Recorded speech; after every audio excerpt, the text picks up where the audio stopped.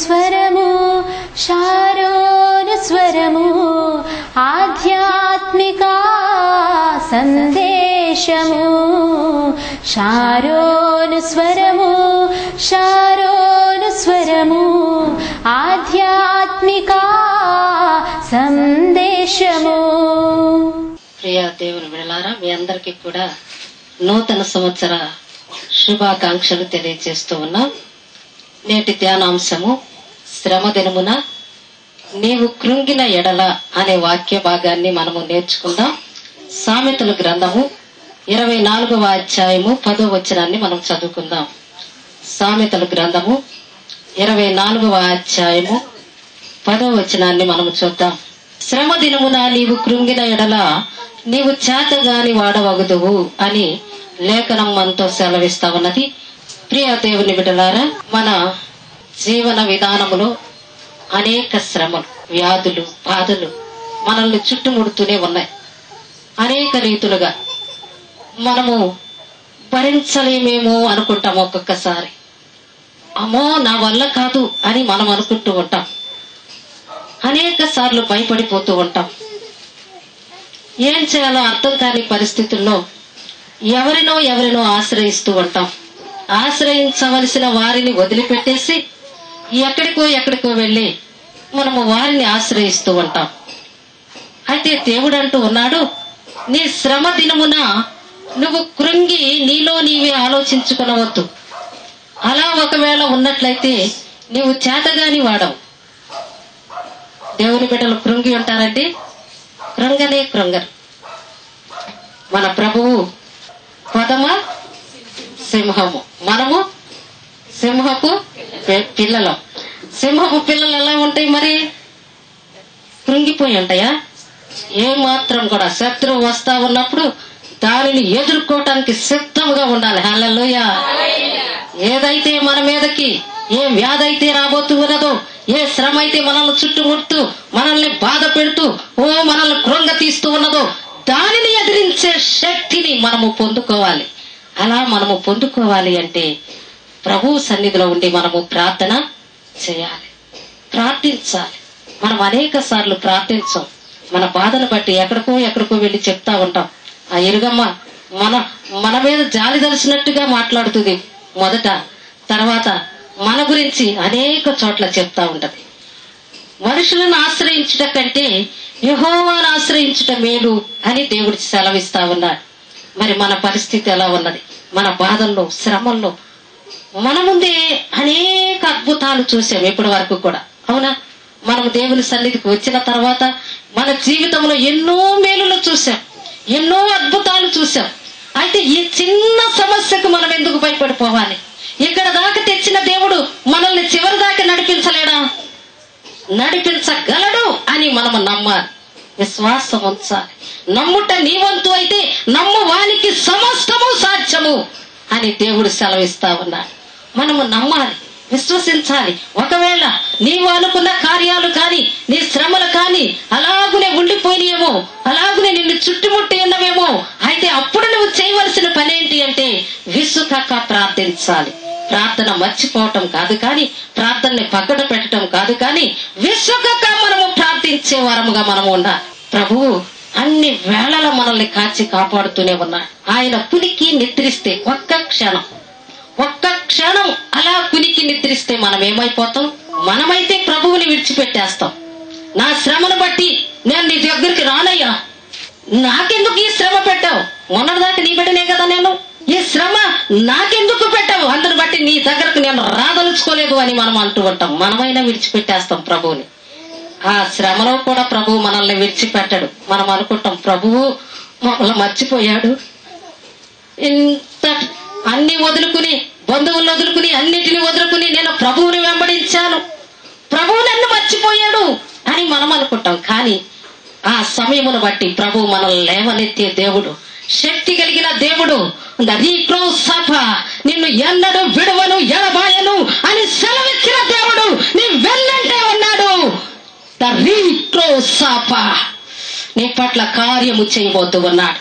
ఒకవేళ నీవు కృంగి ఉన్నావేమో, ఈ 2013 సంవత్సరము దేవుడు నీతో మాట్లాడుతూ ఉన్నాడు. ఓ నా ప్రియ కుమార్తె, నీవు కృంగి ఉన్నావేమో, కృంగిన దగ్గర నుండి లే. నా హస్తము నీకు అందిస్తూ ఉన్నా, నువ్వు లేవనెత్తబడాలి. నీవు అలాగునే కూర్చోటానికి వీలు లేదు. నీవు నా సాక్షిగా నిలబడాలి. అనేక మంది మధ్యన నా సాక్షిగా నీవు నిలబడాలి అని ప్రభువు ఈ మధ్యాహ్న సమయం వద్ద నీతో మాట్లాడుతూ ఉన్నాడు. నా ప్రియమైన దేవుని బిడ్డలారా, ఒకవేళ శ్రమలను బట్టి బాధలను బట్టి ప్రభువుని పక్కన పెట్టేసి ప్రార్థన విషయంలో అస్థిరతగా ఉన్నారేమో, 2012 వరకు కూడా విసిగి ఉన్నారేమో, ఈ 2013ని నీకు ఆశీర్వాదకరముగా దేవుడు మార్చబోతూ ఉన్నాడు. ఎప్పుడు అంటే ఆయన యందు విశ్వాసం ఉంచాలి, ఆయన యందు నమ్మకం ఉంచాలి. ఆయన యందు నమ్మకం ఉంచినప్పుడు ప్రతి కార్యము కూడా దేవుడు మన పట్ల నెరవేరుస్తాడు. దేవుడు పక్షపాతి కాదు. వాళ్ళందరికీ చేసే దేవుడు మనకెందుకు చేయడు? చేస్తాడు. మనలో విశ్వాసమును బట్టి చేస్తాడు. 2012 సంవత్సరముల క్రితం యేసు ప్రభు వారి లోకానికి వచ్చారు. అవునా? నశించిన దానిని వెదకి రక్షించటానికి, పరలోక రాజ్య మర్మాలను అనేక మందికి చెప్పటానికి, పరలోక రాజ్యము కొరకు అనేక మందిని సిద్ధపాటు చేయటానికి ఈ లోకానికి ప్రభు వచ్చారు. వచ్చినప్పుడు అనేక మందిని ప్రభువుని వెంబడిస్తూ ప్రభు వెనకాలే తిరుగుతూ ఉన్నారు. ప్రభు చెప్పే బోధనలు వింటూ ఉన్నారు. ఆయన చేసే స్వస్థతలు చూస్తూ ఉన్నారు. యేసు ప్రభు అంట కుంటోడికి కాళ్ళు ఇస్తున్నాడంట, గుడ్డోడికి కాళ్ళు ఇస్తున్నాడంట, మూగోడికి నోరిస్తున్నాడంట, చనిపోయిన వాడిని సహితము లేపి కూర్చోబెడుతూ ఉన్నాడంట. దిక్కారాబా, హల్లెలూయా, హల్లెలూయా. ఓ అంత మాత్రమే కాదు, దెయ్యాలతో పీడింపబడుతున్న వారిని, పక్షవాయువు గల వారిని దేవుడు లేపి కూర్చోబెడుతూ ఉన్నాడంట అని అనేక మంది ఆ రోజుల్లో చెప్పుకుంటా ఉన్నారు. ఎంతగానో అంటే ప్రభువు కూడా శిష్యులను తీసుకుని అనేక చోట్లకు వెళ్లిపోయి పరలోక రాజ్య మర్మాలను వివరిస్తూ ఉన్నాడు. అప్పటికే ధర్మశాస్త్రం ఉన్నది. శాస్త్రులు పరిసయ్యులు ధర్మశాస్త్రాన్ని అనుసరిస్తున్నాం అనుకుంటున్నారు, కానీ వేషధారుల వలె ఉన్నారు. పై భక్తి, సున్నము కొట్టిన సమాధుల లాంటి భక్తి వాళ్ళు చేస్తూ ఉన్నారు. మేము విశ్వాసులమే అనుకుంటారు. లోపల చూస్తే అంత కొంపు జీవితం. అలాంటి జీవితాలు జీవిస్తూ ఉన్న ఆ రోజుల్లో ప్రభువే స్వయంగా దిగి వచ్చి అనేక మందికి చెప్తా ఉన్నాడు, అబ్బాయి మీరు ఇలా ఉంటే సరిపోదు, ఇదిగో ఈ రీతిగా ఉండాలి, మీ హృదయాలు మార్చుకోవాలి, మీ హృదయాల్లో పాపం మీ హృదయాల్లోనే పెట్టుకుని ఆదివారం కదా అని చర్చికి వెళ్ళొస్తే సరిపోదు, ఏదో కానికిస్తే సరిపోదు, మీ అంతరంగాలు పరిశుద్ధపరచబడాలి అని దేవుడు వాళ్ళందరికీ చెప్తూ వాళ్ళందరినీ కూడా పరలోక రాజ్యము కొరకే సిద్ధపాటు చేస్తూ ఉన్నారు. ఇలాగనే శిష్యులను ప్రభు కూడా అనేక చోట్లకు వెళ్తూ ఉన్నారు. ఒకరోజు ధోని ఎక్కి నది అవతలి ఒడ్డుకి వెళ్ళాలి. ధోని ఎక్కారు, శిష్యులను ప్రభు ఎక్కారు. ఎక్కిన తర్వాత ప్రభు వారు చాలా అలసటిగా ఉండి అనేక చోట్లకి కాలినడకే, మనకైతే బండ్లు కావాలి, అయా ఒక కారు ఇవ్వచ్చు కదయ్యా, మాకు ఒక వ్యాన్ ఇవ్వచ్చు కదయ్యా, ఒక స్కూటర్ ఇవ్వచ్చు కదయ్యా అని మనం అడుగుతాం. అయితే ప్రభు అనేక చోట్లకు అనేక ప్రాంతాలకు వెళుతూ ఉన్నప్పుడు కాలినడకనే వెళ్ళిపోయేవారు. అలా వెళుతూ ఉన్న ఆ రోజుల్లో ప్రభు ఆ ధోని ఎక్కినప్పుడు ఆ ధోనిలో చాలా అలసటగా ఉండి అలాగన కాసేపు అలా ఆయన కూర్చుని ఉన్నప్పుడు అలసట తీర్చుకుంటూ ఉన్నారు, నిద్రపోవట్ల.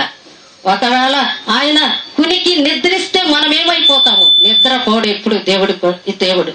అయితే నా ప్రియమైన దేవుని బిడ్డలారా, ఆయన అలసట తీర్చుకుంటూ ఉన్న ఆ సమయంలో పెద్ద గాలి తుఫాను. ఈ శిష్యులకి అర్థం కావట్లే. ధోనిలో ఉన్న ప్రభువుని మర్చిపోయారు. ఆ గాలి తుఫాను వైపుకు చూస్తా ఉన్నారు.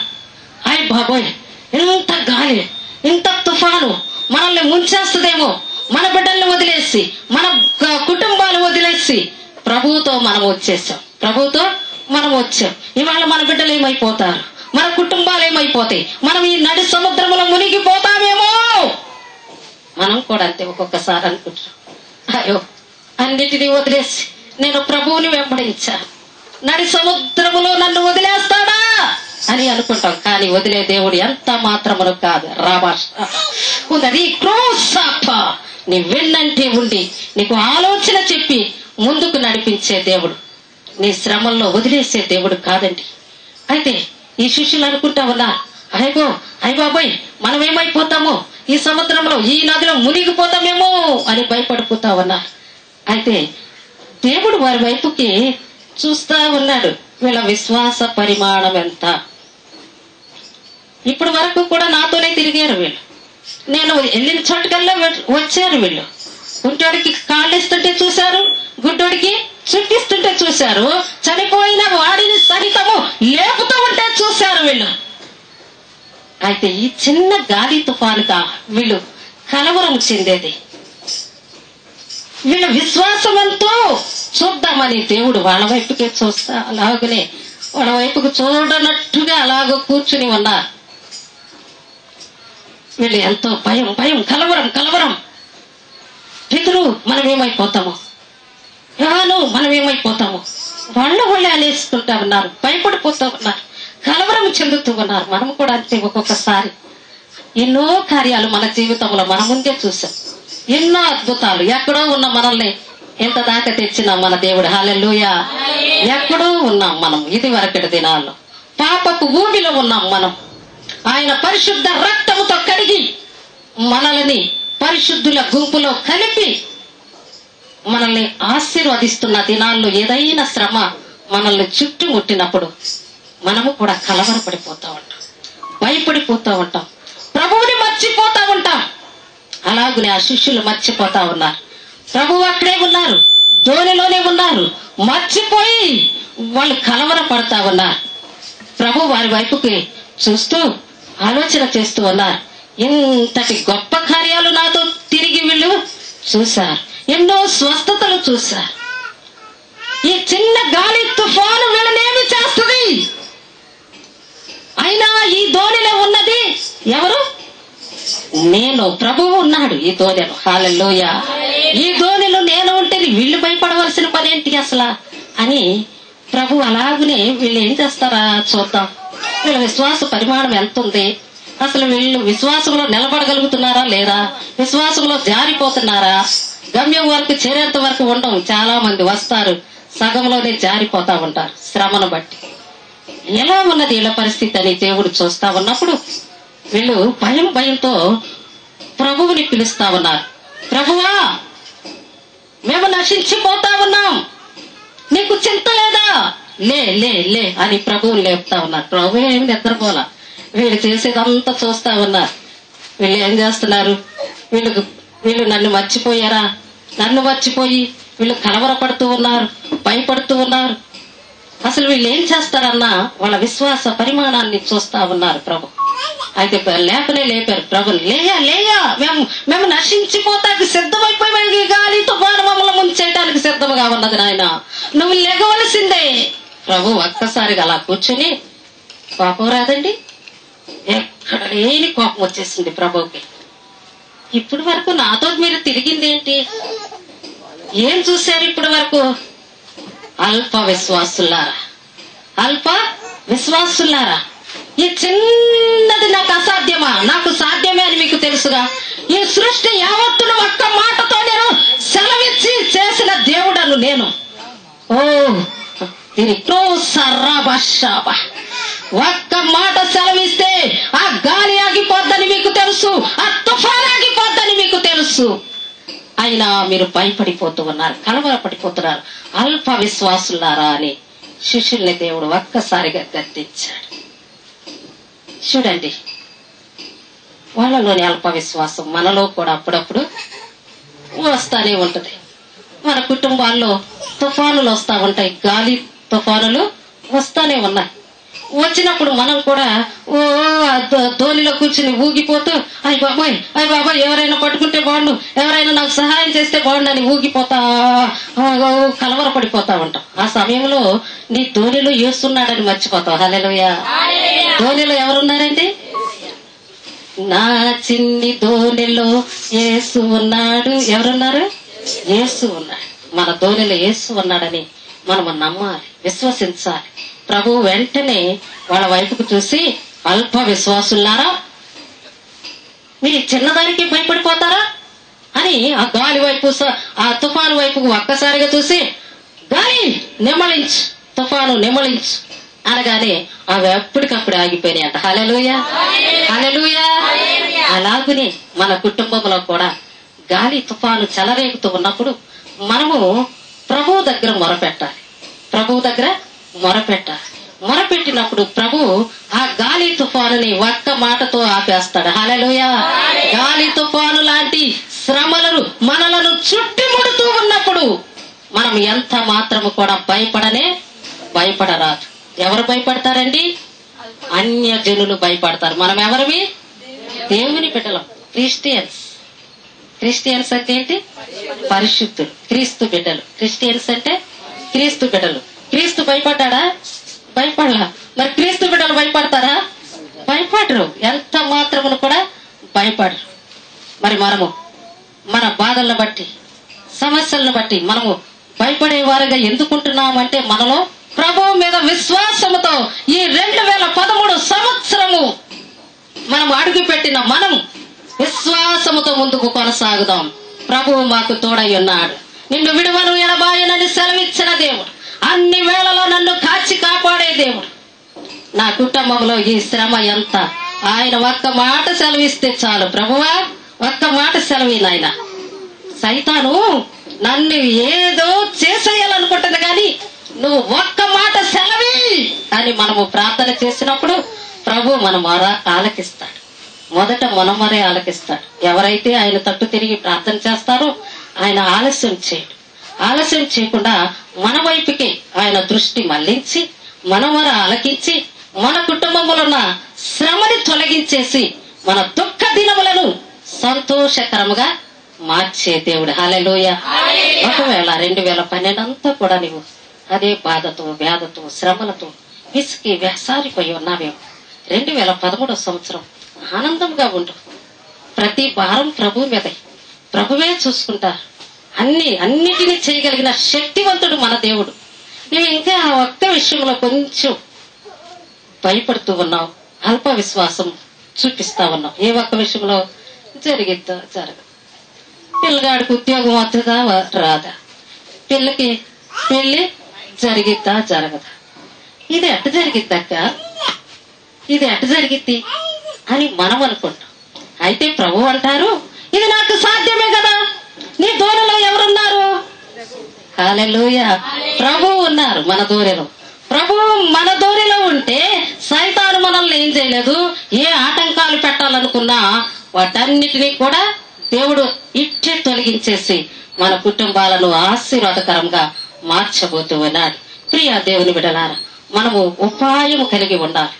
ఉపాయం కలిగి, శ్రమ వచ్చినప్పుడు ఉపాయము కలిగి ఉండి ప్రార్థన చేసే వారంగా మనము ఉండాలి. శ్రమ వచ్చినప్పుడు కృంగిన వారిగా ఉంటే చేతగాని వాడు అంటున్నాడు దేవుడు. కృంగి నీవు ఉన్నట్లయితే నీవు చేతగాని దానవే. శ్రమ వచ్చినప్పుడు నీవు ప్రార్థన చేస్తే నీ శ్రమ నుండి విడుదల చేయగలిగిన శక్తివంతుడు మన దేవుడు. హల్లెలూయా. అందుని బట్టి మనము ఉపాయముతో ఆయన సన్నిధిలో ప్రార్థన చేసే వారంగా మనము ఉండాలి. ఉపాయం నేర్చుకోవాలి మనం. అవునా? అన్నిటికీ ఉపాయం నేర్చుకుంటాం. భర్త దగ్గర 1000 రూపాయలు చీర కొనుక్కోవాలంటే ఉపాయం వచ్చేస్తుంది. ఏదో మర్చిపోరు పడేస్తాం. పడేయంగానే ఏంటమ్మా నీకేం కావాలి? 1000 రూపాయలు కావాలండి చీరకి. 1000 రూపాయలకి తీసేసుకో. అన్నిటికీ ఉపాయాలు తెలుసు మనకి. ఈ శ్రమను తొలగించుకోవటానికి కూడా ఉపాయాన్ని నేర్చుకోవాలి. మనం ప్రార్థన శక్తిని పొందుకోవాలి. హల్లెలూయా. హల్లెలూయా. 2 కప్పలు ఉన్నాయంట. ఆ 2 కప్పలు పెరుగు గిన్నెలో పడినాయి అంట. పెరుగు గిన్నెలో పడినాయి అంట. ఒక కప్ప ఆ పెరుగులో నుండి బయటకు రాలేక అక్కడక్కడ ఆ పెరుగుని కాళ్ళతో కొడతా ఉందంట బయటకు వద్దామని. ఎంత ప్రయత్నించినా ఆ కప్ప రాలేకపోయింది. ఈ 2వ కప్ప మాత్రం పట్టుదల కలిగి నేను ఎలాగైనా బయటకు వెళ్ళాలంతే, పెరుగు గిన్నె నుండి బయటకు వెళ్ళాలి అని అది గట్టిగా దాని కాళ్ళతో ఆ పెరుగంతటిని అలా గట్టిగా చిలకరిస్తా ఉందంట. చిలకరిస్తూ ఉన్నప్పుడు ఆ పెరుగులో ఉన్న వెన్నంతా ఒక ముద్దగా అయిపోయిందంట. పెరుగులో వెన్న ఉంటదండి, వెన్న ఉంటది కదా, ఆ వెన్నంతా కూడా ఒక ముద్దగా దాని కాళ్ళ కిందకి అయిపోయిందంట. అంత ముద్దగా అయిందంట. అంత ముద్దగా అయినప్పుడు ఈ కప్ప ఆ ముద్ద మీదకి ఎక్కి టక్కన ఎగిరి పైకి వచ్చేసిందంట. హల్లెలూయా. హల్లెలూయా. అయితే మనం కూడా ఉపాయం కలిగి ఉండాలి. ప్రార్థన చేయాలి. ప్రార్థన చేసినప్పుడు ఒక్కొక్కరు ప్రార్థన చేయని వాళ్ళు ఏమైపోతున్నారు? శ్రమల్లో నుండి బయటికి రాలేకపోతున్నారు. మనం ఉపాయంతో ప్రార్థన చేసినప్పుడు ఆ శ్రమల నుండి మనం ఎక్కడికి వస్తామండి? పైకి వస్తాం. అందును బట్టి నూతన సంవత్సరంలో మనం నేర్చుకోవాల్సింది ఏంటి అంటే, శ్రమ వచ్చినప్పుడు మనము చేతగాని వారిగా ఉండొద్దు అని దేవుడు చెప్తూ ఉన్నాడు. శ్రమ వచ్చినప్పుడు మనము ప్రార్థించే వారంగా ఉందాం. ప్రార్థన చేసుకుందాం. మహాపరిశుద్ధుడా, ఘనమైన రాజ్యం, మీ ఘనమైన పాదాలకు లెక్కలేని స్తుతులు స్తోత్రాలు చెల్లిస్తూ ఉన్నాం నాయన. ఇప్పటి వరకు కూడా టీవీ ముందు కూర్చుని నీ బిడ్డలంతా ఎంతో విలువైన వర్తమానం విని ఉన్నాం. శ్రమ గనుమున కృంగిన వారిగా ఉంటే చేతగాని వాడు అని, శ్రమ వచ్చినప్పుడు విశ్వాసముతో మీ తట్టు తిరిగినప్పుడు ప్రతి సమస్య నుండి కూడా విడుదల నొందుతాము అని రావా శ్రీ కారావా రాబాబా శ్రీ బాబా. ఓ ప్రతి సమస్యలలో నుండి వ్యాధులు బాధలు రాబా శ్రీ బాబా, ప్రతి సమస్య నుండి కూడా విడుదల కలుగుతుంది అని విశ్వాసముతో మీ తట్టు తిరిగినప్పుడు అని ఇప్పటి వరకు ఎంతో విలువైన వర్తమానం విని ఉన్నాము నాయన. విన్న వాక్యం నీ బిడ్డల హృదయంలో ఫలింపచేయండి. వాక్యానుసారంగా జీవించదానితో ప్రతి బిడ్డకి నాయన. అలాగనే కుడి ఉన్న బిడ్డల మీద ఎవరెవరు ప్రభు వ్యాధులతో బాధపడుతూ ఉన్నారో ప్రతి వ్యాధి నుండి ఇప్పుడే యేసు నామములో ఓ ప్రతి వ్యాధి నీ బిడ్డల్లో నుండి బయటకు రమ్మని ఆజ్ఞాపిస్తూ ఉన్నారు. రాబా షాబా బాబా రాబా బాబా శివా బాబా. ఓ చీకటి శక్తులతో పీడింపబడుతూ ఉన్న వారికి ఓ ఇప్పుడు యేసు నామములో ఓ చీకటి బయటకు రమ్మని ఆజ్ఞాపిస్తూ ఉన్నా. రాబాబా శివాబా. ఓ రికారా బాబా. ఓ గర్భ ఫలాలు లేని వారి గర్భాలు మీరే తాకి ప్రభా అయా బిడ్డలు గర్భ ఫలాలు అనుగ్రహింప చేయమని అడుగుచ్చేవనా. రాబాబా శివాబా. ఓ రాఖారా బాబా బాబా షాబాబా బాబా. ఓ అలాగునే ప్రభా వివాహాలు కాని బిడ్డలకు వివాహాలు జరిగించండి. అయా ఉద్యోగాలు లేని వారికి ఉద్యోగాలు అనుగ్రహింపచేయండి. కానుపుకు సిద్ధముగున్న వారికి సుఖమైన ప్రసవాలు ఇవ్వండి. ప్రతి కుటుంబంలో సమస్యలు తొలగించి మేము మెండైన ఆశీర్వాద దీవెనలతో బిడ్డలు నింపమని రాబా షాబాబా యేసు నామమున అడుగుచున్నాం తండ్రి. ఆమేన్. ప్రియ దేవుని బిడ్డలారా, మీరు ఆర్థిక ఇబ్బందులతో బాధపడుతూ ఉన్నారా? కుటుంబ సమస్యలతో సతమతమవుతూ ఉన్నారా? దెయ్యముల చేత పీడింపబడుతూ ఉన్నారా? ఉద్యోగము లేక విసిగి ఉన్నారా? గర్భఫలము కొరకు ఎదురు చూస్తూ ఉన్నారా? వివాహము ఆలస్యమైనదని ఆలోచిస్తూ ఉన్నారా? పూర్ణ ఆత్మతోనూ వరములతోనూ నింపబడాలని కోరుకుంటూ ఉన్నారా? అయితే రండి, షారోను మందిరంలో ప్రతి శుక్రవారం 12 గంటలకు జరిగే ఉపవాస కూడికలో పాల్గొనండి. అలాగే ప్రతి ఆదివారం 11 గంటలకు జరిగే ఆరాధనలో పాల్గొనండి. మనమందరము కలిసి దేవునిని ఆత్మతోనూ సత్యముతోనూ ఆరాధించి దేవుని మహిమ దీవెనలు పొందుదాం. దేవుడికి స్తోత్రాలు. మీ అందరికి వందనాలు. అక్కకి అన్నకి వందనాలు. 2012 సంవత్సరంలో మేము ఎంతో బలహీన పడిపోయి ఉన్నాను. నాకు డెంగూ జ్వరం వచ్చింది. అయితే అసలు నాకేం అర్థం కావట్లా, కోమాలోకి వెళ్ళిపోయినట్టుగా అయిపోయింది. అసలు నాకేం అర్థం కావట్లా, అసలు మన లోకంలో లేను. అయితే నాకు అక్క అన్న ప్రేయర్ చేశారు. చాలా స్వస్థ వచ్చింది వాళ్ళ ప్రార్థన ద్వారా. నాకు చాలా స్వస్థత, రక్త కణాలు తగ్గినాయి అన్నారు. అసలు ఎంత బలహీనం అయిపోయామంటే నాకు డాక్టర్ ద్వారా కూడా కాకుండా అక్క అన్న ప్రేయర్ ద్వారాగా నాకు స్వస్థ వచ్చింది. అలాగే 2012లో ఎన్నో సమస్యల నుంచి ఎంతగానో దేవుడు స్వస్థపరుచున్నాడు. మా కుటుంబాన్ని అంతా లేవనెత్తున్నాడు. ఈ సన్నిధికి వచ్చిన కాడ నుంచి నేను అనుకున్న ప్రతి కార్యం జరుగుతుంది. మా కుటుంబంలో దేవుడు మా కుటుంబం అంతటా కూడా లేవనెత్తి ఉన్నాడు. మా కుటుంబంలో ప్రతి ఒక్కరిని మారుస్తున్నాడు దేవుడు. అలాగనే మా కుటుంబం ఈ సన్నిధికి వచ్చి నాకు ఆత్మీయతలో ఎదగటం గాని ఎన్నో మేళ్లు, ఎంత ఆత్మీయతలో ఎదిగామంటే ఏ సమస్య వచ్చినా గాని ప్రార్థన ద్వారా జయించుకునే అంత ఆత్మీయతలో ఈ సన్నిధిలో మరి ఆత్మీయ తల్లిదండ్రులను బోధిస్తుండగా అది విని ఎంతగానో ఎదిగాము. వాళ్ళు ఎంతగానో ప్రోత్సహిస్తాము. అసలు ప్రతి దాంట్లో అసలు ఎంతగానో ప్రార్థన ద్వారా జయించుకునే అంత ఆత్మీయతలో ఎదుగుదనిత మరి సంఘంలో మరి ఆత్మీయ తల్లిదండ్రులు ఎంతగానో ప్రార్థన చేయబట్టి కుటుంబం అంతటా కూడా రక్షణ మార్గంలో నడిచింది. ఎంతగానో పోయిన సంవత్సరం ఎంతో వ్యాధి బాధలలో నుండి మా కుటుంబంలో నేనే కాదు అనేకులు బలహీనతల నుంచి కూడా దేవుడు స్వస్థతను దయచేసి ఇంకా ఇంకా ఈ నూతన సంవత్సరంలో దేవుడు ఇంకా ఆత్మీయతలో ఇంకా ఎదిగింపు దయచేయమని చిన్న సాక్ష్యం దేవుడు దీవించునుగా. షారోను స్వరము, షారోను స్వరము, ఆధ్యాత్మిక సందేశము. శారోను స్వరము ఆధ్యాత్మిక సందేశము శారోను స్వరము శారోను స్వరము ఆధ్యాత్మిక సందేశము శారోను స్వరము శారోను స్వరము ఆధ్యాత్మిక సందేశము శారోను స్వరము శారోను స్వరము ఆధ్యాత్మిక సందేశము శారోను స్వరము శారోను స్వరము ఆధ్యాత్మిక సందేశము ఆధ్యాత్మిక సందేశము. ఈ కార్యక్రమము మీకు ఆశీర్వాదకరముగా ఉన్న యెడల దేవుడు మిమ్మల్ని ప్రేరేపించిన కొలది ఈ కార్యక్రమమునకు తప్పక స్పాన్సర్ చేయగలరు. రెవరెండ్ గొటికల రాజన్న గారు, గొటికల రాణక్క గారు అన్య జనాంగము మధ్య దేవుని ఆత్మచే బలముగా వాడబడుచున్నారు. వీరు స్వస్థతావరము, ప్రవచనావరము కలిగిన దైవజనులు. మీ ప్రార్థన అవసరతల కొరకు మమ్మల్ని సంప్రదించవలసిన మా చిరునామా రెవరెండ్ గొటికల రాజన్న గారు, షారోన్ మందిర్, మల్లికార్జునపేట 5వ లైను ఎక్స్టెన్షియల్, శారదా కాలనీ 15వ లైను ఎదురు రోడ్డు, గుంటూరు 522002.